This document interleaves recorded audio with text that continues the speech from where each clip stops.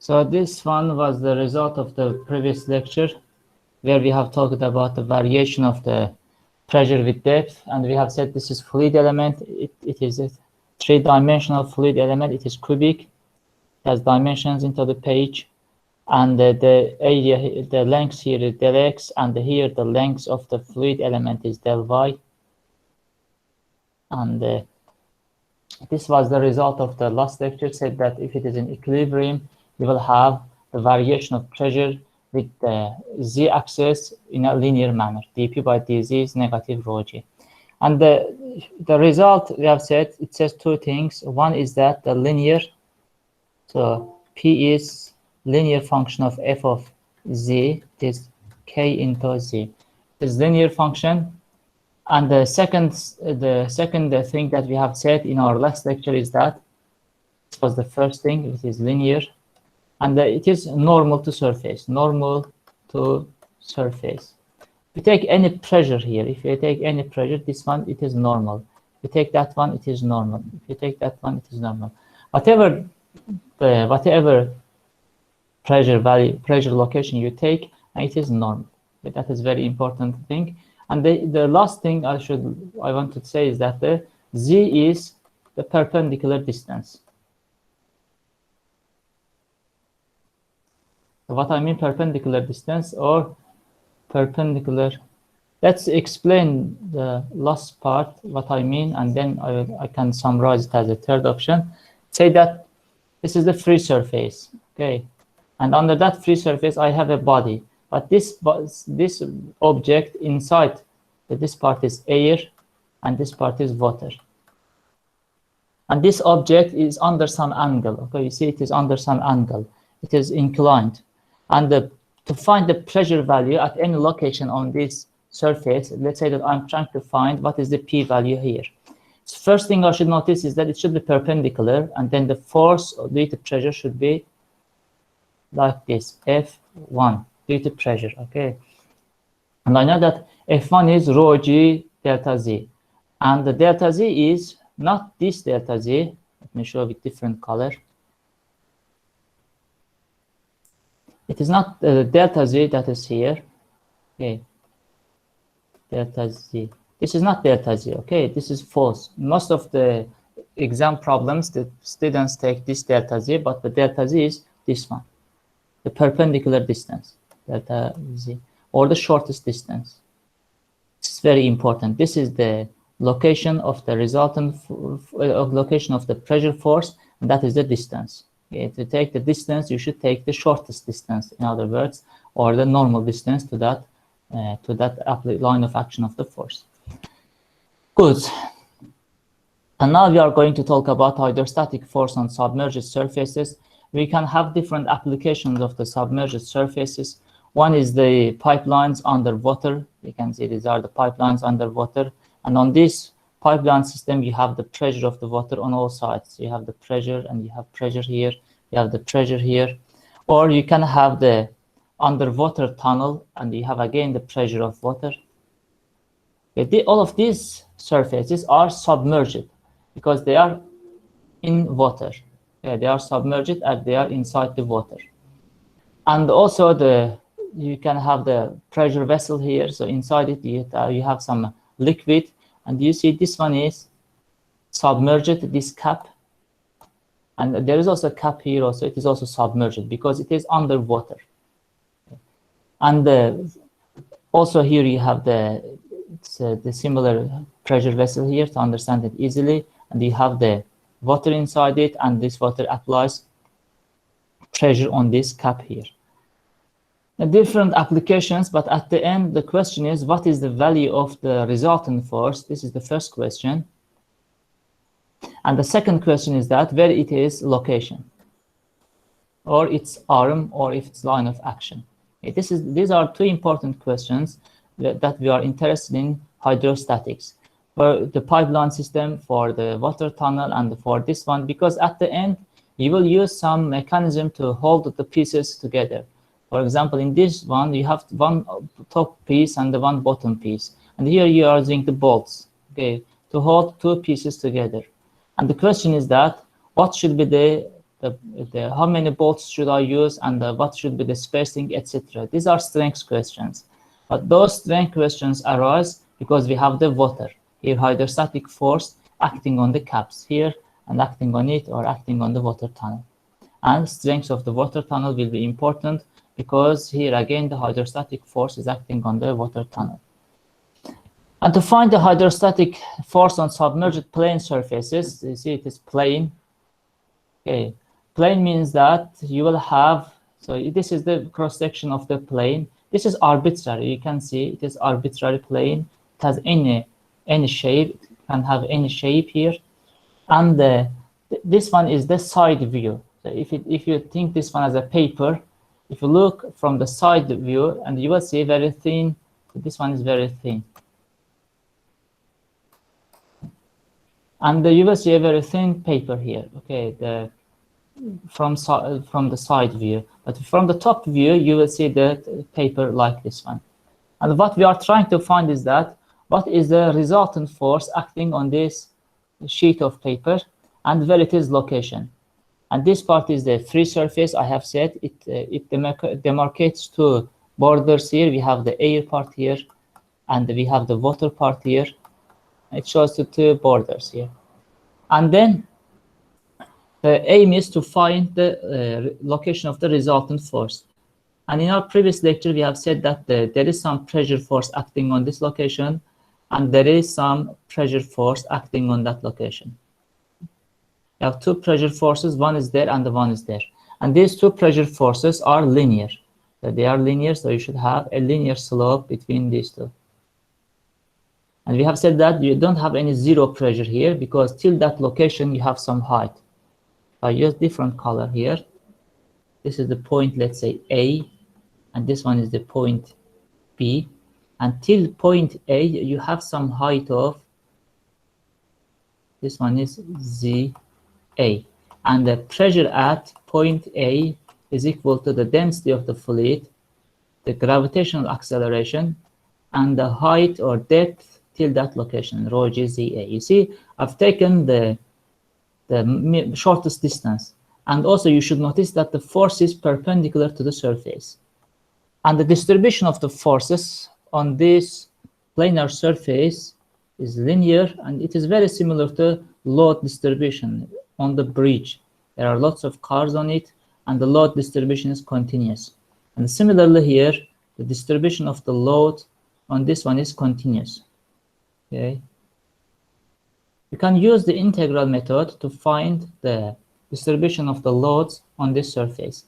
And the main question is, where is the resultant force? As always, this is the first question. What is the value of the resultant force? If you remember from the last tutorial, we have integrated all of the forces. And what is the distance from that resultant force to this origin? You see the origin here, origin. This is the origin, and you have the y-axis, and you have the x-axis. This is cross-side view, but from top view, you will have something like this one. And the next question will come is, where is the location of that resultant force, y till the resultant force r? These are the two main important questions to understand and to analyze in hydrostatics. And to find the resultant force, I will take firstly a small area, dA here, very similar to in the previous case, we have taken dF as q dx. Okay, if you remember, it was load distribution. Now I'm taking pressure into dA, the surface area. So I'm taking a small area here. Let me do that. So I take a small area here. This is dA. Okay. And if you look from the top view, that dA will be something like this one. This dA is arbitrary. Sorry, I've taken dA at the location of FR, but to make it arbitrary, I will take it in another location to make the stuff arbitrary.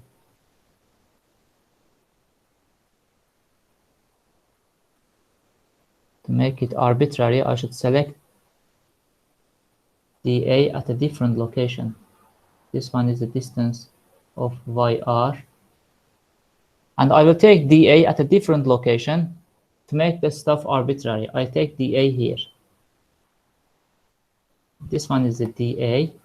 But when you look from the side view, this is not the dA, this is only dy because it is one-dimensional. But if I project it on this surface here, to do that, you will see something like this one, a rectangular area. Okay. This one is the dA on this surface. And on that surface of dA, you will have a pressure of, here you will have a pressure of PdA. You will have a pressure of P and the force of PdA. And the distance from that dA to this location of the origin is, as always, arbitrary y, because I've taken dA at any arbitrary location, therefore it should have an arbitrary distance of y. And the pressure at that location is P. And the force will be pressure in the small area, which is dA. You see, pressure into dA. And instead of pressure, I can write the pressure at this location, which is P0, atmospheric pressure, plus the height till that location, plus height till that location. That height, as we have said, it is perpendicular height, h. So the pressure here will be equal to, we will have, so till that point, I will have a distance of h. This will be the h distance. Okay, this will be the h distance till that point, and the rho gh will be the pressure. Rho gh plus P0, which is atmospheric pressure, because at that location you have atmospheric pressure. Atmospheric pressure plus rho gh will be the value of pressure at that location, and multiplied with dA. And instead of rho gh, so instead of this h value, I can write the y. This one is the y sine theta, because this one is y. This is a triangle, so this one is the h. Okay, and there is, here we have some distance, and here we have another distance. This is O, and this is the y distance, and this is h, and you have the theta here. So this is h, and you have the y distance, you have the theta here, and this is some distance here. Therefore, this h will be y into sine theta, because this one is 90 degrees. Y into sine theta into dA. To find the resultant force, I just integrate it. If you remember from the load distribution from our previous tutorials, we have done it, lots of examples. So it will be this sum to integrate it with respect to dA, and instead of h, I've written the y value, because this is general. This coordinate, y coordinate is general, x coordinate is general, and I'm doing it for the general case, not for the specific case. Therefore, I have to use the y coordinate. And you will have the P0 plus rho g sine theta into y dA. Okay, and now comes a question for you, and you will answer it for me to that. This one divided by the A total. Okay, that is equal to, that will be question. And what value will it give you?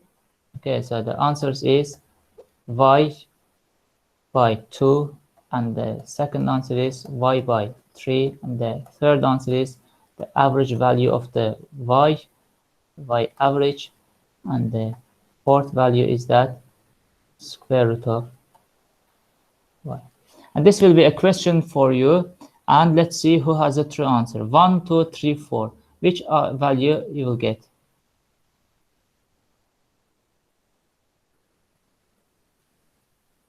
Safar says y average. Alice says average. Okay, let's wait some more time to say who has the true answer.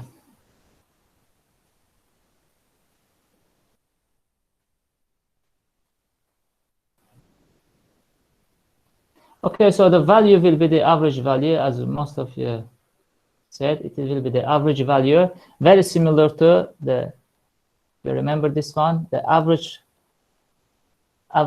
value of the function in calculus. If you integrate from a to b and divide by b minus a, you get f average. Okay, so you should remember this equation. Okay, This one is very important equation. Similarly here, instead of integrating with respect to dx, I'm integrating with respect to dA, and instead of dividing the distance, which is A, the total distance that I'm integrating, I am dividing by the total area, and therefore I will get the y average. It is very easy and very similar to the average value of a function. So I've said it here, and instead of this one, I will write the y average, and it is also called the centroid, or the first moment of area. From the strength of materials, if you know it, it is centroid, or the first moment of the area.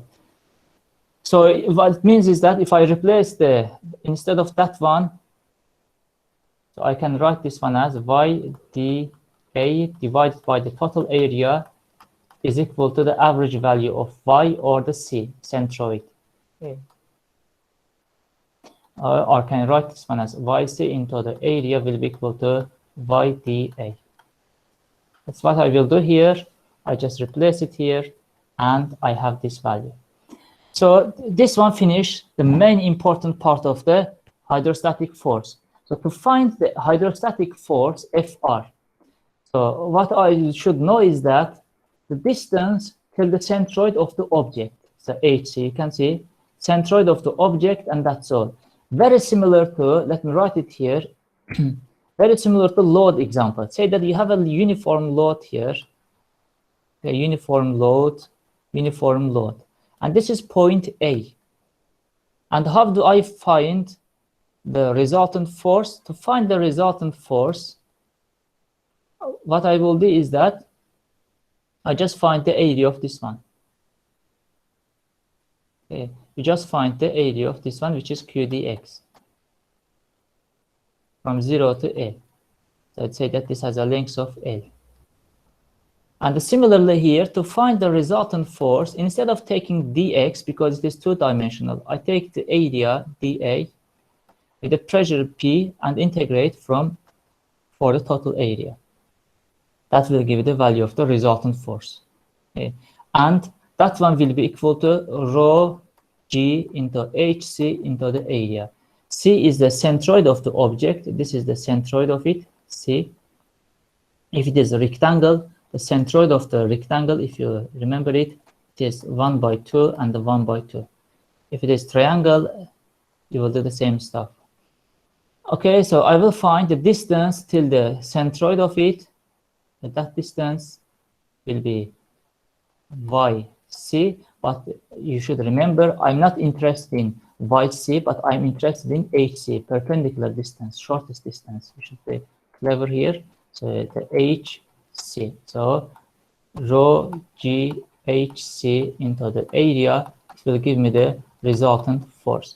The distance from the free surface to the centroid of the body, hc, and the times the area of this one, and the times the rho times the g. This one is the area of this part. Okay. This is the area of this surface. C is the centroid, and the same distance applies here. Okay, you have the yc here, but you should take the perpendicular distance instead of the y distance here. That will give you the value of the resultant force. This is the first part that we have finished. We have found the value of the resultant force. If you go back, so what were the steps for the fluid statics? What we should do? Firstly, we should find how pressure distributes. We have done it. What is the value of the resultant pressure and the force? We have done it. Now there comes the point of application of the resultant force, where it is applied.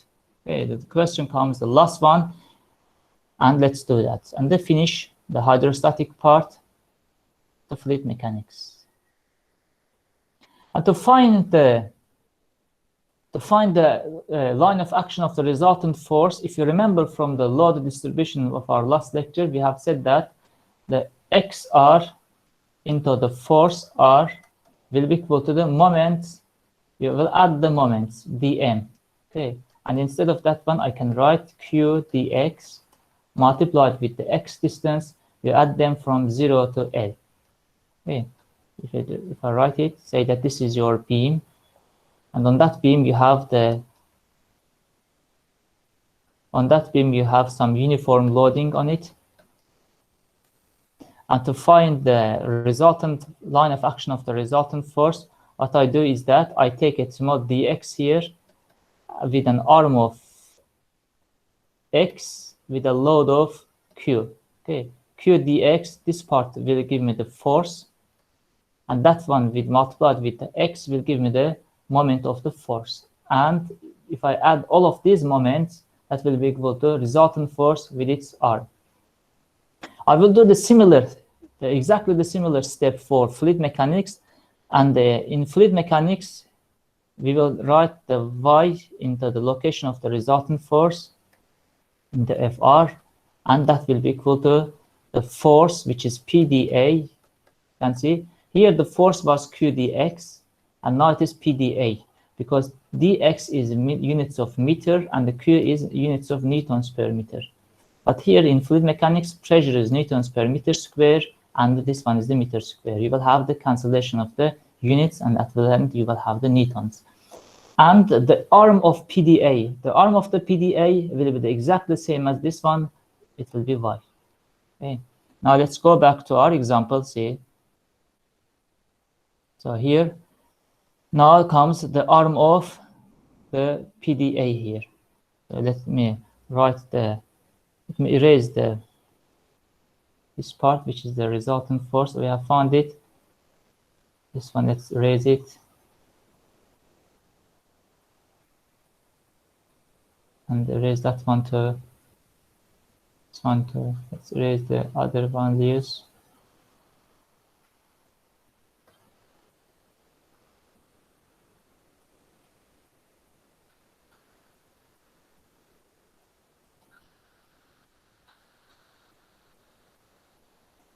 Okay, so what I will do is that this one was the force here, and there was another force here. Now I am trying to find the sum of the moments. So I have taken an arbitrary dA here, and the pressure was the PdA, but the distance till that location for pressure was h.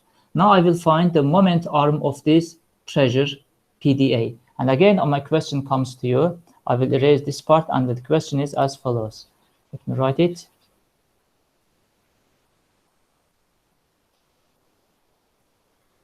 So in this figure, what is the arm of PdA? You should look for this figure.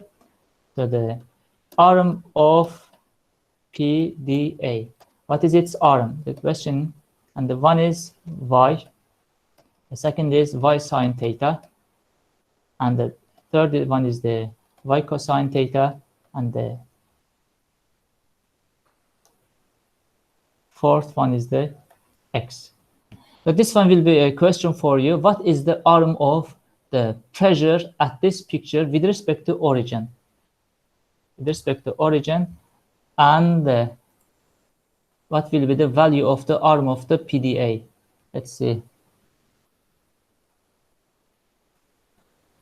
So let's see the answers.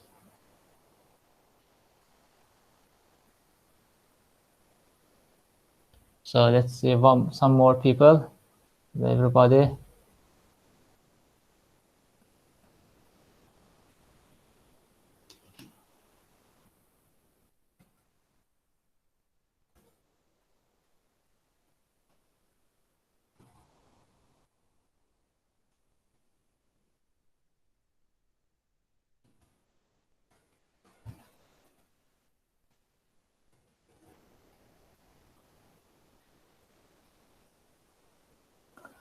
So the answer is y 1 3. Rajab says 3. Okay, maybe 3. Rajab says another 1.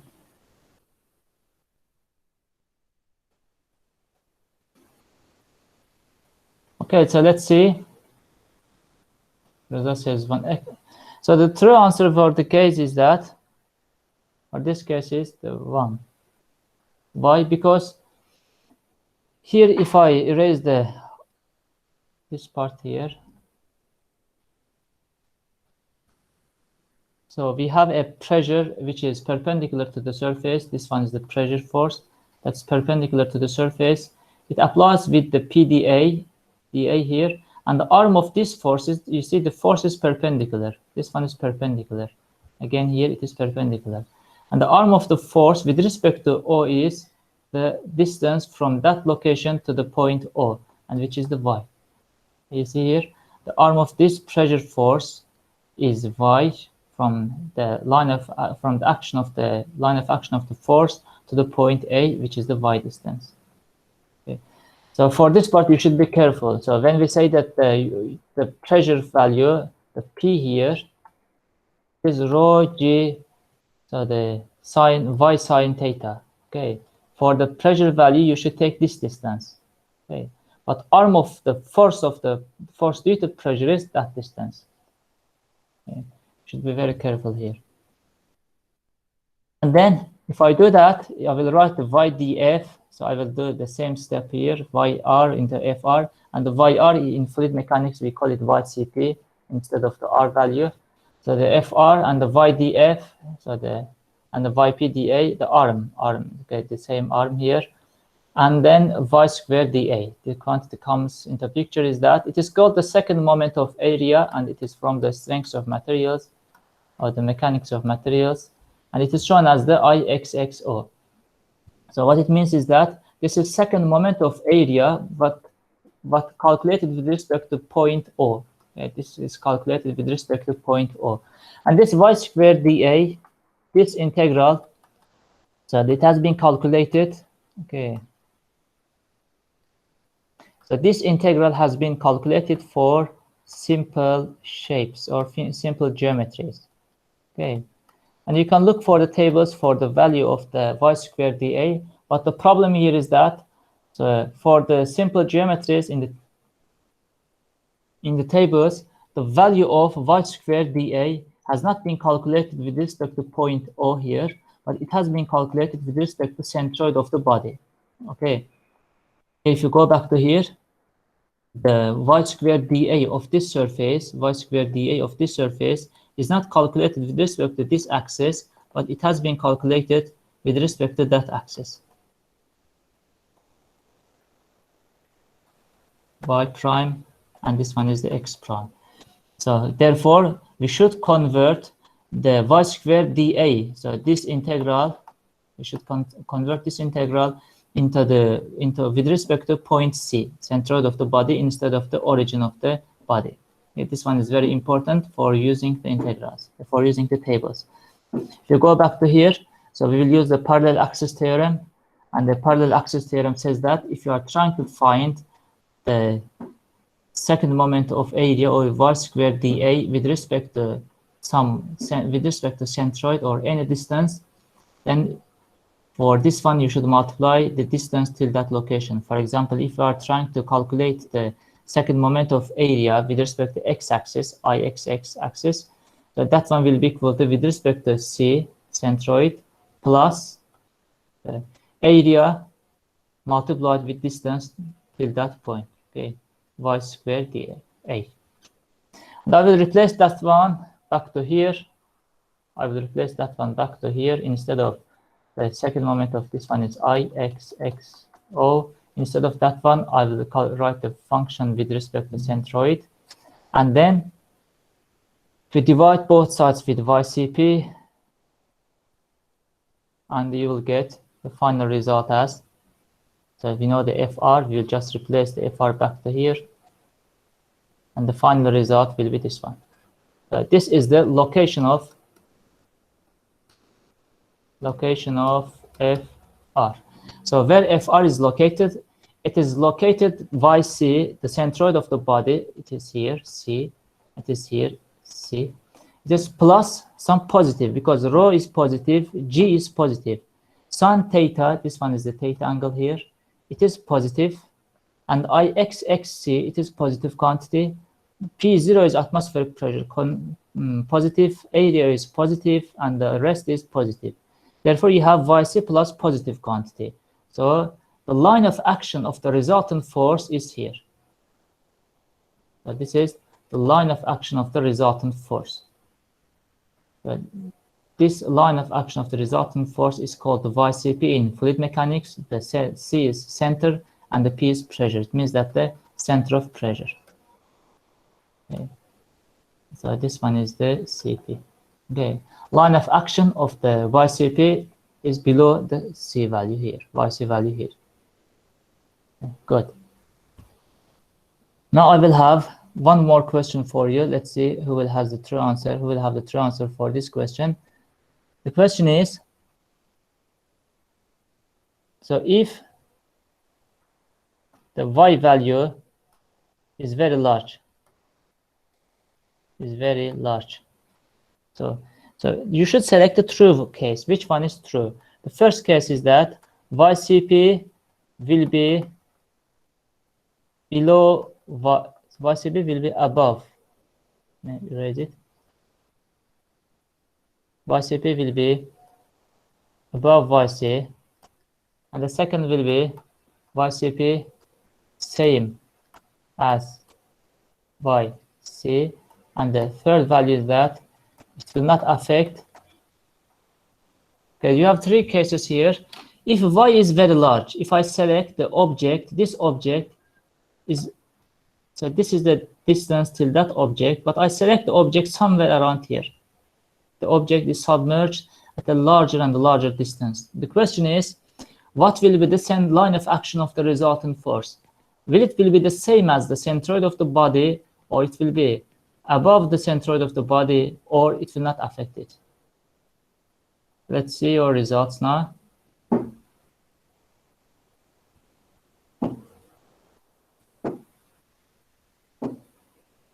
How it will affect the centroid of the body, the center of pressure, line of action of the resultant force.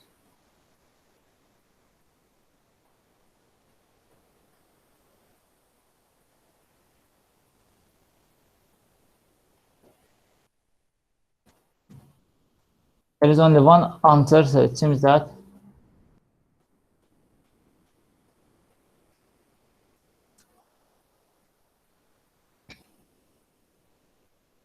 the true answer is that YCP will be almost the same as the YC. If the Y value is very large, you can see that it is in downstairs here. This quantity will be very large. As it is very large, this one will tend to 0. Okay, because you have some number, say that 3 divided by 100. It becomes 1000, and this one will be very small. Therefore, this term will be very small, and therefore these two quantities will be almost the same. Yeah, the correct case is 2. And one more thing here is that, and the YC, YdA divided by A, which is YC. This one is the first case, and the second case is that Y squared dA. You can find all of these from tables. There are tables that gives you the value, but if it says that to integrate it, you have to integrate by yourself. I finished the hydrostatic force on plane surfaces. Now what happens if you have the curved surface instead of the plane surface? For curved surface, you project onto water side. So what I will do now, I will project this object into water side. If I do that, this one will be the one side of the projection. This will be the other side of the projection. And so these are the projections. And here you will have, these are the projected boundaries of this object. And here you will have the pressure force again, but they are the values are the constant for this pressure force. Why? Because it is a distance of the h here. So the h value, and therefore the p value will be rho g h. Okay. But for the other side, you have to use the linear case. For the linear case, you will have, at the beginning, you will have the same value of the pressure, but till that location you have the rho gh. Then it increases linearly till the final location here. Okay. First, we have projected it. Okay, and then secondly, you have to write the forces. Okay, show load distribution. Okay, we have shown the load distribution here, and then the third one, the show forces. So we will have the three forces here. So let's see. The first one will be the force due to resultant of these forces. So this one, they say that F R in X direction. You will have one more force here, which will be that F R in Y direction. And also there is some fluid. You can see there is some fluid inside that object here. You see there is some fluid. This fluid also has some weight of W. Okay. Has a weight of W. And to write the forces on this section here, so in Y direction, you will have the forces of Fry plus W in Y direction, but they are in negative, okay, because it's in downwards direction. In X direction, you have the Fr of X. If you talk about the magnitude, therefore no need to convert no need to worry about the signs of the directions of the forces, but if we are talking about the magnitude of it, it is okay. So these two forces in Y direction, in X direction, these two forces will create you one resultant force. Say that this force will be the resultant of, okay, this one will be the F R of these two forces, 1 and 2. Okay, these two forces will create this resultant force as a result. And if it is in equilibrium,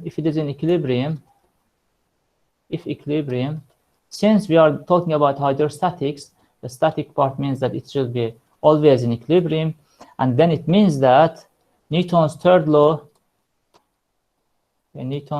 says that you should have opposite force in action-reaction manner. So you will have an opposite force from that side.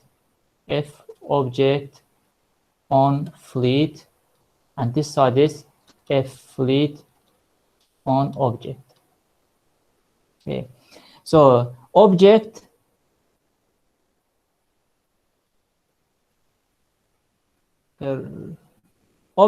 resistance. So object has a force on the fluid side. Fluid has opposite force on the object side. And since they are in equilibrium, these two forces are equal to each other in magnitude. Okay. But for the fluid side forces, a fluid on object, so it has two components. One is in Y direction, one projection of this force here, of this object here. Another one will be in X direction. Okay, you see the forces here, this projection on that direction.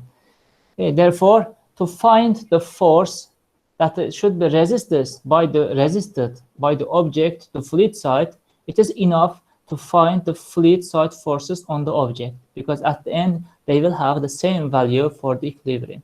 And the result is which question, Riza?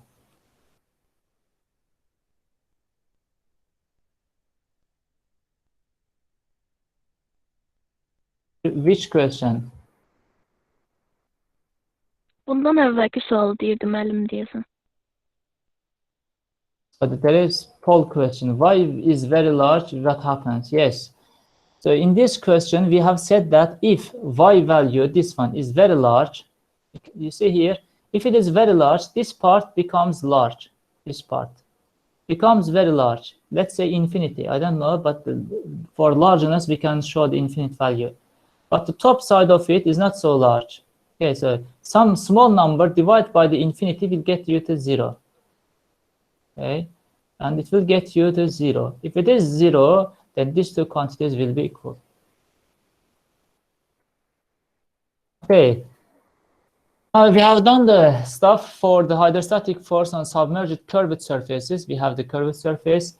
Similarly, we can do the same stuff for the opposite case. You see the curvature differences, and the fluid is on the other side now. And for that case, again, if you project it on the fluid side here, first step, project, show load distribution. I will show the load distribution. At that location, I have some force. at a distance of, there's a distance of h. Therefore, P will be rho GH. And that force will be linear again.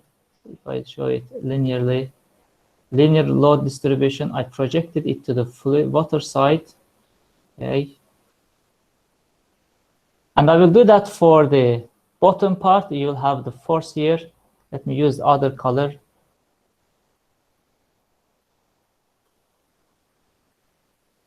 Here I will also have the force. Here I will have the force. Here I will have the force. But here you can notice that the magnitude of the forces are same.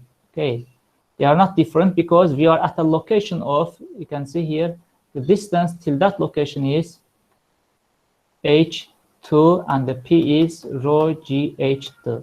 And it is constant force. You can see at that location it is constant, similar to this one. At this surface it is constant. At the bottom of it, the force is also constant. Okay, therefore you should show the constant value of the forces. And in downwards direction, you will have the weight of this block here. So you will have the weight here. If I write the force balance again in y direction, you will have, now W is opposite to this Fy. Let me write the value of Fr here. It is Fr y direction, and the other one is the Frx direction. Frx direction. For y direction forces, I will write it as W is in that direction, but Fry is in opposite direction. So Fry minus W. You see the opposite signs? For the x direction forces, I will write it similarly, which is Frx. Again, they will have some resultant force here. This one will be the resultant Fr of all forces. This Fr, since it is in equilibrium, and with the Newton's third law, it says that if the body is in equilibrium, even if it is moving, okay, and the forces are equal, action-reaction pair are equal. And in this case, the body is in equilibrium. And the Newton's second law says that no acceleration, and the third law says that the action-reaction pairs are the same. And then you will have the same force applied by the object on the fluid. Okay. That is the final result. And this is how we analyze the curved surfaces. Very different from the planar surfaces. In the curved surfaces, you divide into two parts. Okay. But also, you can do the integral here. If I erase that part. To find the force by the integral manner, you have to use, say that I'm trying to find the resultant force. Firstly, I should take a small p here with an area of dA. Okay. And to find the resultant force, I will integrate PdA, which is F resultant, and the dA. Then I should find the distance to that location here.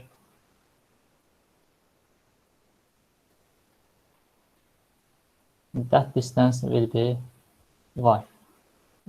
And you will just need to integrate rho g y dA and express the dA of the surface in y coordinates, so that you have to also know that it is a function here, and you should know what it's like with respect to Fy. And then you can replace the values and find the total force on these curved surfaces. We will have tutorials for this one also, and we will have tutorials for the planar surfaces. Okay, now we have the 3 poll questions for you. So I hope you are here. So we'll have the 3 poll questions. So as a result of these 3 poll questions, we will have the grades for you, the marks. Okay, so the poll questions brings you mark. Okay, poll questions mark. It brings you mark, but doesn't lose your mark if you have the wrong answer. But for 3 answers, it will bring you the mark. So the question is, which one of these wouldn't you need to hold the bird as in the picture? So this is the bird, and you are trying to hold it as in the picture. The centroid of the bird first moment of area of the bird, second the moment of area of the bird, and the center of gravity of the bird. See your answers. This will be the first poll question, and then we will move on to the next poll question.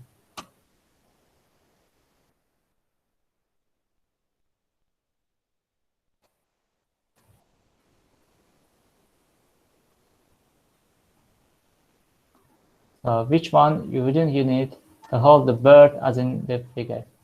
Then centroid, center of gravity, first moment of area of the bird, second moment of area of the bird.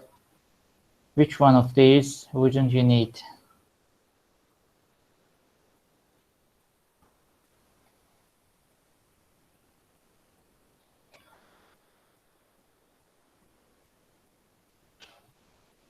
Wouldn't you need to find the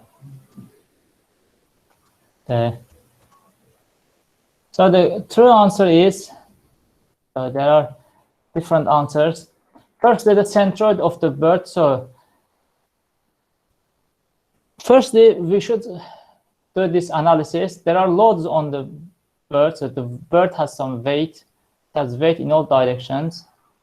Okay, I should find the resultant force of the bird. So it will be the W into dA. The W means per unit area. Okay, and then I should find the arm of the resultant force. It will be that W dA and the multiplied. If you take some coordinate from this peak here, you will have also some y coordinate. Okay, and therefore, firstly, you have to need to know center of gravity of the bird. This one is very important because that is the location where Fr is, the resultant force. If you don't know the resultant force, you cannot find the location to hold the bird as in the place. Center of gravity is important. Okay, and the center of gravity most of the time is at the centroid of the body. If it is where we have the constant g, it will be at the center of the geometric center of the body. Okay, or this one. And the centroid of the bird, or the centroid of the body, is the same as the first moment of area of the body, and therefore the C case is not required. Okay, now comes the second question. Newton's law of viscosity is very similar to Hooke's law, Newton's law of gravity, the equation of parabola, and the equation of the hyperbola. Which is the same or similar? Newton's law of viscosity.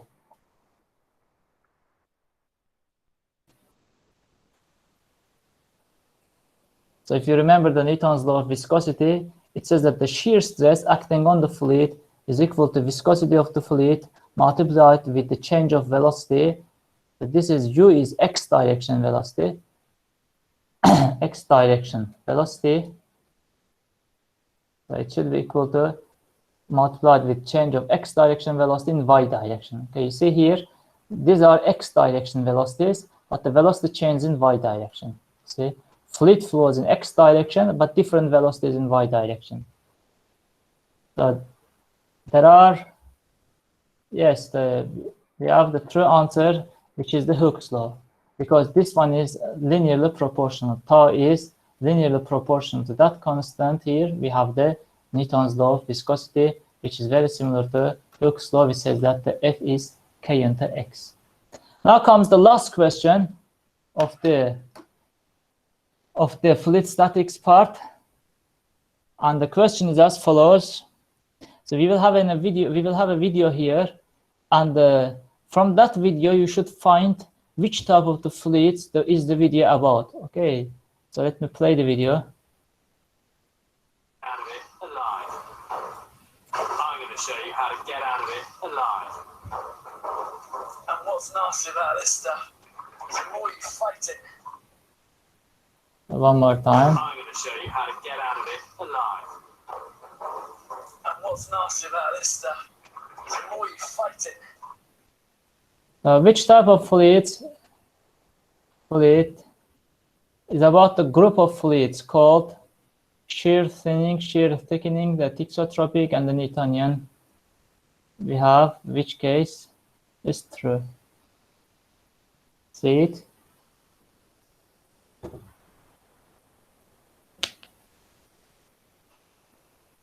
So here you say that so it says that as you fight more, so it becomes more difficult to get out of the fluid here, because if you fight against this fluid here, if you fight it, it becomes more viscous. Or okay, it becomes more viscous. Therefore, you will have the shear thickening case, which is this one. Okay, it becomes more viscous, and therefore you cannot get out of the fluid here.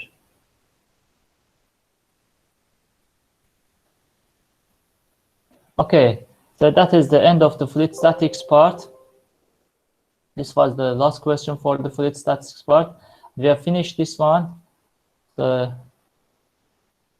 then we will have the tutorials for the fluid statics part. We will continue the tutorials. But if you have questions, you can ask.